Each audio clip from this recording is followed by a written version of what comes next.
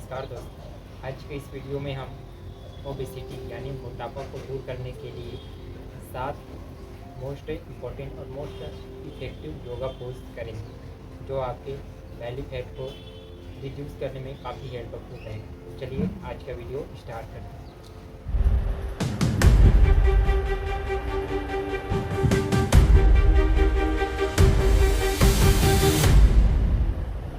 तो हमारा पहला जो योगा पोज रहेगा वो रहेगा ताड़ासन। इस तरीके से दोनों पैरों के बीच शोल्डर लेवल गैप देकर रख लेंगे।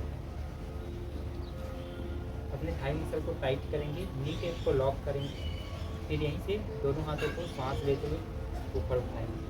फिंगर लॉक करेंगे, हाथों की हथेलियाँ ऊपर आसमान की ओर। पूरा बॉडी को इस पोजीशन में एक बार अच्छे से खींचेंगे, अच्छे से तानेंगे। एक बार फिर से अच्छे से सांस अंदर भरें। सांस भरते हुए अपने हील अप कीजिए। शरीर का पूरा भार पैरों के टोज पे और पूरा बॉडी को ऊपर की ओर स्ट्रेच करें। सामान्य ब्रीदिंग करते रहें, सामान्य सांस प्रश्वास लेते और छोड़ते रहें। अपने आई लेवल में सामने किसी पॉइंट पे फोकस कीजिए और इस पोजीशन में कम से कम 40 से 50 सेकंड या 1 मिनट तक रुकने का प्रयास करें। ये हमारे पोस्चर को काफ़ी सही करता है और हमारे मेटाबॉलिज्म को बूस्ट करता है।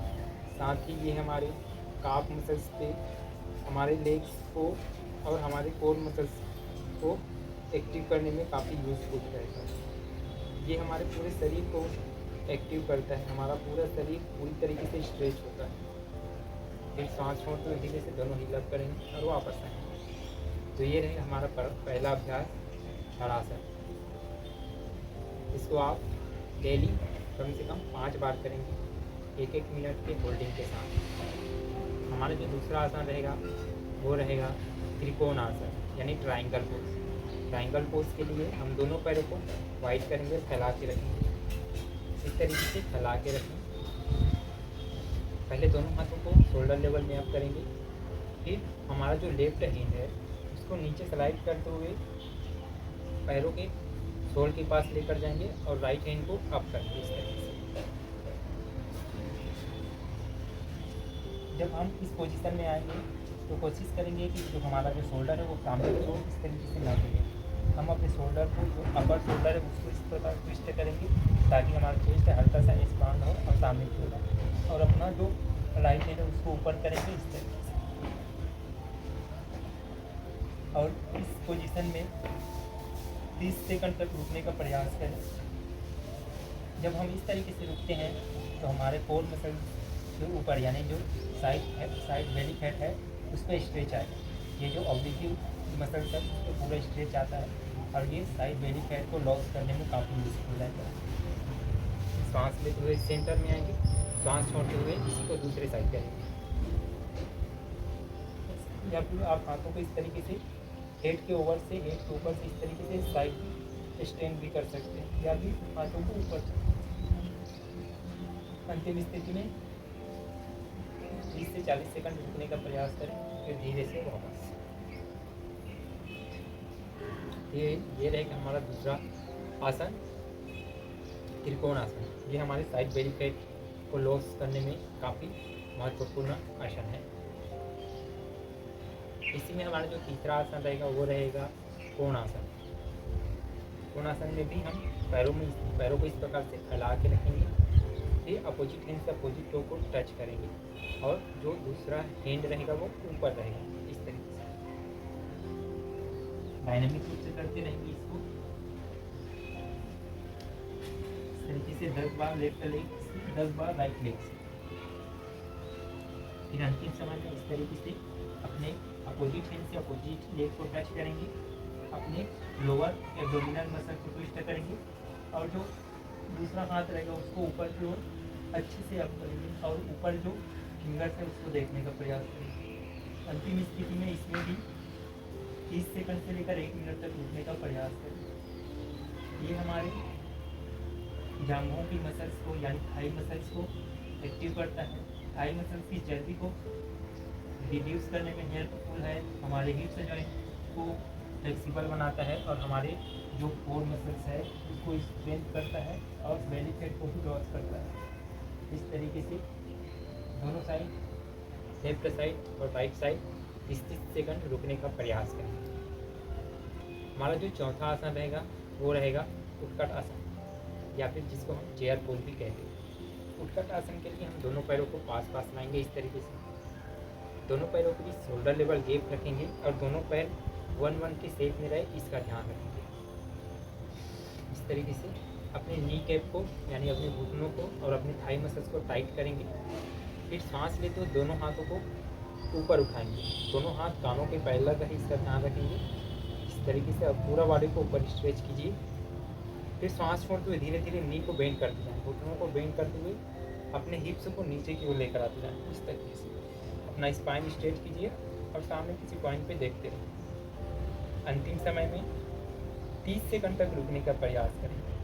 ये हमारे पैरों को स्ट्रॉन्ग करता है, हमारे लोअर बैक को फ्लेक्सिबल बनाता है, साथ ही हमारे कोर मसल्स को भी स्ट्रॉन्ग करता है और बेली फैट लॉस करने में भी यूजफुल है। इस तरीके से जब हम इस तरीके से झुकें तो कोशिश करें कि हमारा जो घुटना है वो हमारे टोस से आगे ना, इस तरीके से ज़्यादा आगे ना निकले। हमारे टोस और हमारा जो नी है वो एक सीधी लाइन में रहे, इसका ध्यान देंगे। और दोनों हाथ, और इसी में एक ध्यान और देंगे कि हमारा जो फेस है और जो नी है वो भी एक सीधी लाइन में है, यानी हमारे पैरों के टोस, हमारे नीज और हमारा जो फेस है वो तीनों एक सीधी लाइन में हो, सीधी अलाइन में हो, इसका ध्यान देंगे।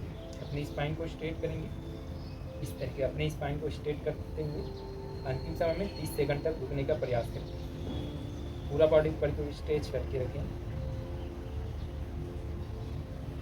फिर धीरे से सांस लेते हुए वापस आ जाएंगे। जो ये था चौथा अभ्यास उत्कट आसन।